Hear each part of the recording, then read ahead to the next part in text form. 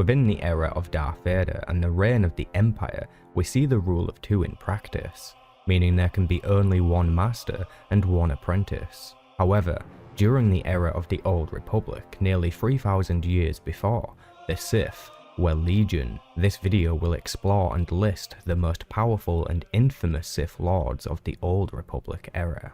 To begin, we have Darth Malora. She is a perfect example of a Sith who can unexpectedly rise through the ranks.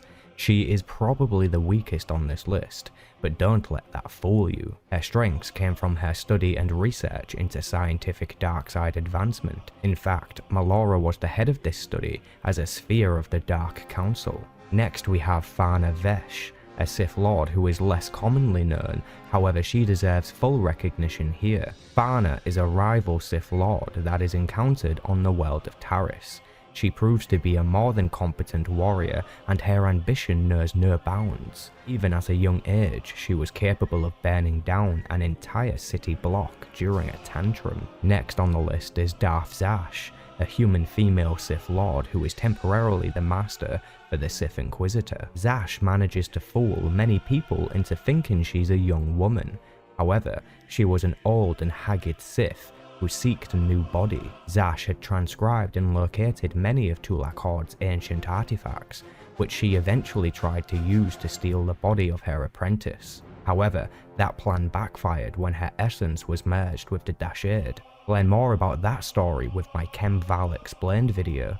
Next is Darth Vengean, a powerful male human Sith Lord and a Dark Council member. Vengean was hellbent on breaking the Treaty of Coruscant. He was also the former master of Darth Baras. Due to a power play from Darth Baras, Vengean ended up being disgraced by the Dark Council, and Baras assumed his position after ordering his apprentice to kill him.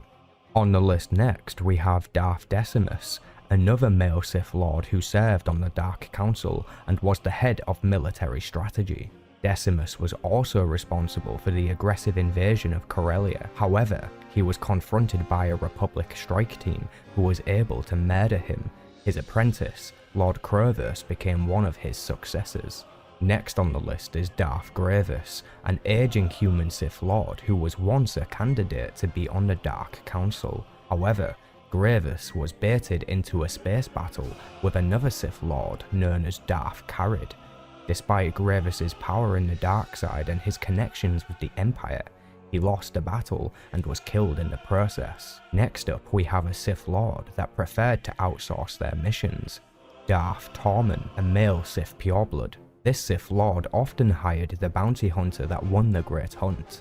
However, he met his demise from this same bounty hunter after he tried to clean up his own loose ends. Tormen went up against one of the most competent hunters in the galaxy and paid the ultimate price. Next up we have Darth Karrid, a female Forleen who was actually the former apprentice of Darth Malgus and Jedi Master Nosh Dural. This Sith Lord was heavily implanted with Imperial augments. This was so she could cybernetically connect to her dreadnought, the Ascendant Spear, one of the most dangerous vessels to ever roam the galaxy. Darth Karrid meets her end when an almost naked Ferron Shan, Republic SIS agent, confronts her. Up next on the list we have Darth Zhorrid, who was the apprentice and daughter of the powerful Darth Jadus. Zhorrid inherits her father's position after his fake death by the hands of the Eagle Organization, a terrorist network. Zhorrid became a Dark Council member and head of Imperial Intelligence. She is later replaced with Lana Beniko. Next up is Darth Thanaton, a human male Sith Lord who inherited his master's position on the Dark Council. Thanaton's master was tortured in the presence of the Dark Council, and Thanaton himself was made to watch. Eventually, Thanaton makes the same mistakes and believes he is able to flee a Kurgath, a decision that caused him to be disgraced in front of the Dark Council by a former slave and murdered. Find out more about this story with my video, The Sith Inquisitor Explained. Next we have a male Sith pureblood known as Darth Vowrawn. Vowrawn is one of the most recognized Sith Lords within the Old Republic, earning the respect of many and having allies all across the galaxy. What he lacks in raw physical power, he more than makes up for with his cunning and understanding of the dark side. Vowrawn can even become Emperor of the Sith if the correct parameters are met.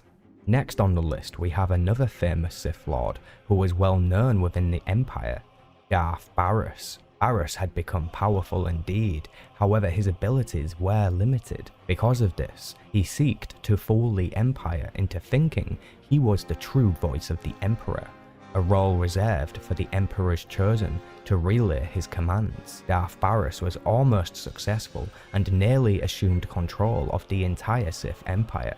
Baras was even able to trick the Emperor himself into trapping himself on the world of Vos. Subscribe to the channel now to learn more about that topic in an upcoming video, The Vos Explained. Next up is an aging female human Sith Lord, known as Darth Ekkage. This Sith Lord was imprisoned on the world of Belsavis after being captured by the Republic during the war. This Sith Lord also happened to be the sister of Darth Baras, and she was also a Dark Council member, one of the more powerful members too, more powerful than even her brother. To defeat Ekkage, it takes a fully trained Jedi Master along with another powerful Sith warrior. On the list next is an underrated Sith Lord by the name of Darth Ravage. He is also a Dark Council member. Ravage played an important role when it came to expanding the Empire. Not many dared to challenge him in battle, as whispers and rumours would say he is one of the most capable lightsaber combatants of their time, a testament we did not get to see proved. Next up is a female Sith pureblood who once served as apprentice to Darth Decimus. This is Darth Krovos. Krovos succeeds Decimus and assumes the position of head of military command on the Dark Council. Darth Krovos proves to be a competent and capable Sith Lord who is worthy of their titles. She prefers to be present rather than await updates, which is more than what can be said for some Sith Lords who lazily send their apprentices to do their bidding. Next on the list is Darth Acina, also known as Empress Acina. After the Emperor was banished, Acina rose to power and ruled over the Empire with a merciful iron fist. She sought to make new friends with the Alliance faction, however she would eventually become blinded by power. She can meet her end on Iokath and have Vowrawn replace her, or even vice versa. Either way, Acina plays a critical role in rebuilding the Empire after Zakuul. Next up is another female human Sith Lord, known as Lana Beniko. Lana chooses not to use a title and prefers to be called by her birth name. Lana succeeds Darth Zhorrid as head of Imperial Intelligence. However, Lana abdicates this role so she may find and ally herself with the Alliance commander. Lana is indefinitely one of the most powerful Sith Lords to date. She practiced the dark side with a unique perspective, perhaps similar to Darth Marr, which made her much more powerful than your average Sith Lord. Next on the list, we have the infamous and well-known Dread Masters. Collectively, this group of Sith were the most terrifying to ever encounter. They had mastered the art of fear and depravity and were able to inflict it upon others. The Dread Masters were responsible for a coup of the Empire that was staged on Oricon. They threatened the entire galaxy and wanted all people to submit to their bidding. They were eventually defeated by a Republic and Imperial strike team. The effort was monumental. The galaxy came close to falling into despair.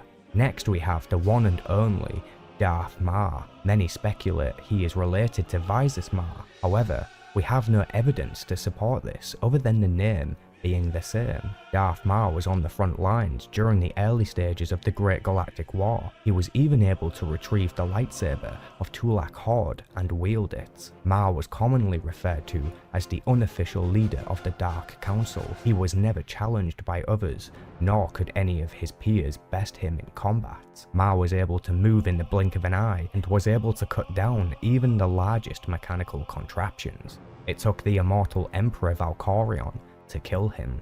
Next up is another powerhouse Sith Lord, known as the Emperor's Wrath or Lord Scourge. Scourge spent centuries becoming a legend within the Empire. So many years had passed that he had almost become a myth. Scourge was granted immortality by the Emperor and was his chosen wrath For 300 years, no other individual was ever able to best Scourge in combat if they were ever unlucky enough to have Scourge pay them a visit. Next on the list is another Sith legend, Darth Malgus. This proven and capable warrior has bested many Jedi Masters in battle. Malgus personally slayed 1,000 Jedi or more in his time. If the Jedi ever felt fear, it was when the name Malgus was mentioned. He spent most of his life feeling controlled by dishonorable tyrants. By the time of the Legacy of the Sith, Malgus breaks free from the Empire and hits his peak power level. It takes the strongest in the galaxy to detain him. Next up, we have a Sith Lord who was described as second only to the Emperor in terms of power, Darth Jadus. This Sith Lord is the most cunning Sith to ever exist. His current whereabouts are unknown and his return is anticipated. Jadus was able to use dark side powers that would put fear into other Dark Council members, such as being able to teleport and summon grandiose storms of lightning that was leagues beyond anyone else's. Next on the list is the Star Wars The Old Republic Sith classes, so that's the Sith Warrior and the Sith Inquisitor. I know some people would be interested on where I would put them on this sort of list, and this is where it would be. They are definitely more powerful than Jadus, but these next two Sith Lords deserve second and first place. Coming in at second place for the most strongest and famous in the Old Republic is the one and only Revan. Although he may not strictly be a Sith Lord, we can agree he deserves this position. Revan is the chosen one of the Old Republic era, and only one surpasses his power level.